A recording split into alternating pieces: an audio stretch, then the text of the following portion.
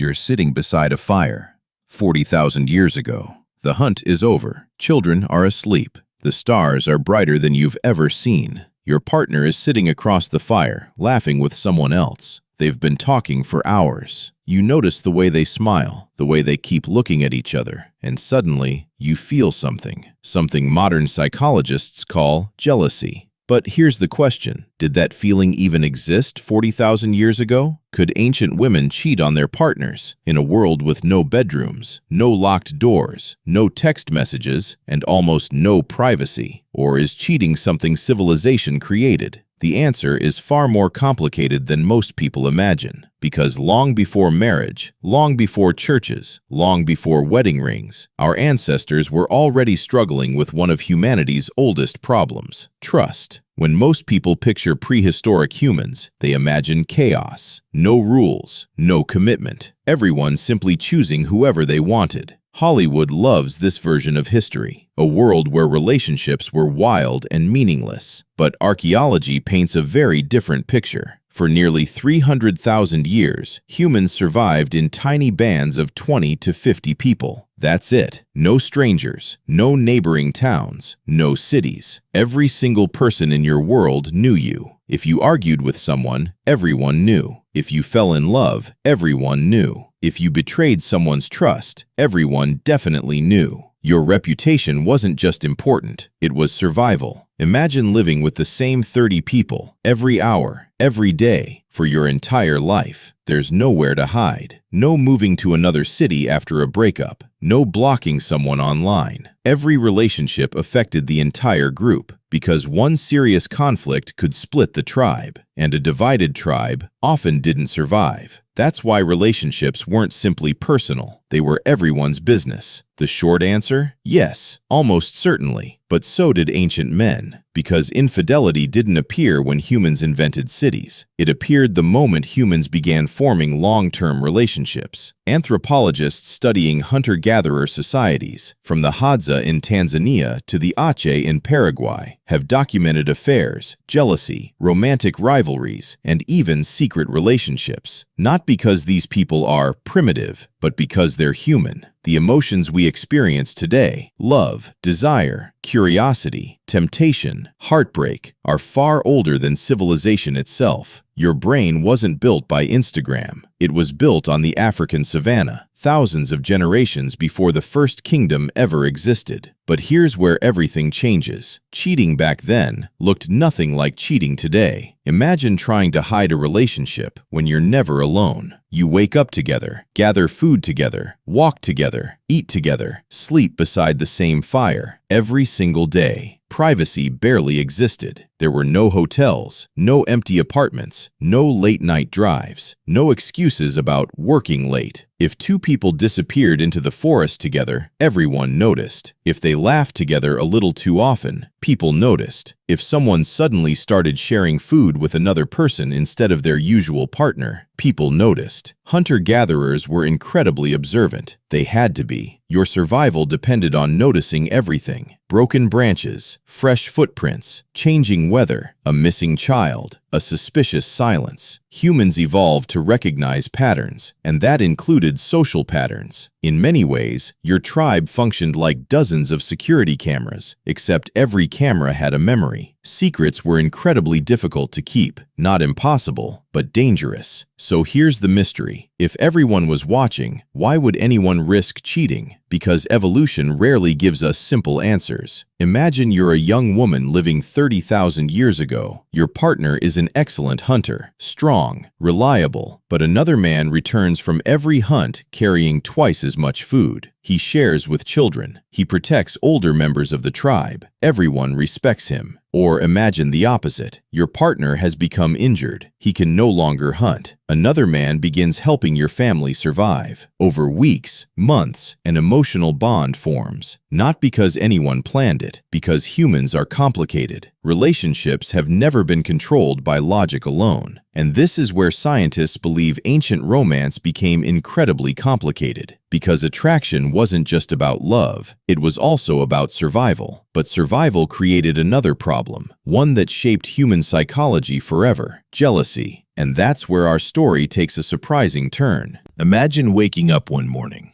and realizing your partner spent the night sitting beside someone else. No words are exchanged, nobody accuses anyone, but the feeling is there, that knot in your stomach, that sudden rush of anger, that fear of losing someone. Today we call it jealousy, but jealousy isn't modern. It may be one of the oldest emotions humans possess. Evolutionary biologists believe jealousy developed long before cities, governments, or marriage ever existed. For women, losing a committed partner could mean losing protection and food during pregnancy or while raising young children. For men, there was another problem, one they could never completely solve, because unlike women, men could never be absolutely certain a child was biologically theirs. And in a world where raising a child required years of food, protection, and effort, that uncertainty mattered. Not because ancient humans understood DNA, they didn't. But over thousands of generations, natural selection shaped emotions that encouraged people to protect important relationships. Jealousy wasn't proof that humans were selfish. It was proof that relationships mattered. Here's something fascinating. Today, a DNA test can tell you exactly who a child's parents are. 40,000 years ago, there was no such thing. A woman always knew a child came from her body. A man never had that certainty. Anthropologists believe this uncertainty influenced many ancient societies. In some groups, long-term pair bonds became common because they increased confidence in parenthood. In others, communities raised children together, making biological fatherhood less important than group survival. And this is where one of history's biggest myths falls apart. People often imagine prehistoric humans living under one universal relationship system, but they didn't. Some societies were mostly monogamous. Others accepted multiple partners. Some allowed divorce. Others encouraged lifelong partnerships. Human beings have always been incredibly adaptable. There wasn't one ancient rule book. There were hundreds, maybe thousands. So, what happened when someone crossed the line? Did ancient women get punished? Sometimes. Did ancient men? Also yes, but not always in the way movies portray. Remember, there were no prisons, no police, no courts. Justice belonged to the community. If someone repeatedly damaged trust, they risked something far worse than punishment. They risked exclusion. And for a hunter-gatherer, being cast out was almost a death sentence. One person couldn't hunt large animals alone. One person couldn't stay awake every night watching for predators. One person couldn't protect children from danger. Ancient humans survived because they belonged to a group. Losing that group meant losing your greatest chance of survival. That's why reputation became one of humanity's earliest forms of currency. If people trusted you, they shared food with you. They protected your children. They stood beside you during danger. If they didn't, life became brutally difficult. The greatest punishment wasn't physical. It was becoming invisible. It's tempting to imagine prehistoric relationships as primitive, as if ancient people only cared about survival. But archaeology tells another story. Neanderthals cared for injured family members for years. Early humans buried loved ones with flowers and tools. Parents protected children. Friends mourned the dead. These aren't the actions of emotionless creatures. They're the actions of people who loved deeply, which means they also experienced disappointment, arguments, heartbreak, forgiveness, and yes, betrayal. Ancient women didn't suddenly become modern women after civilization appeared. Ancient men didn't suddenly invent jealousy after marriage was created. The emotional world we live in today is astonishingly ancient. The technology changed. The emotions didn't. Here's something most people never think about. For almost all of human history, raising a child wasn't a two-person job. It was a community effort. Grandparents gathered food. Older siblings carried babies. Neighbors watched children while others hunted. Anthropologists call humans cooperative breeders. In simple words, it took an entire tribe to raise one child. That meant relationships weren't just private affairs. Every stable couple strengthened the community. Every major conflict weakened it. Trust wasn't simply romantic. It was economic. It was social. It was survival. That's why every human culture eventually developed expectations around relationships. Not because humans became more moral, because cooperation kept everyone alive. So, did ancient women cheat on their partners? Almost certainly. Some did, just as some ancient men did, because humans have never been perfect.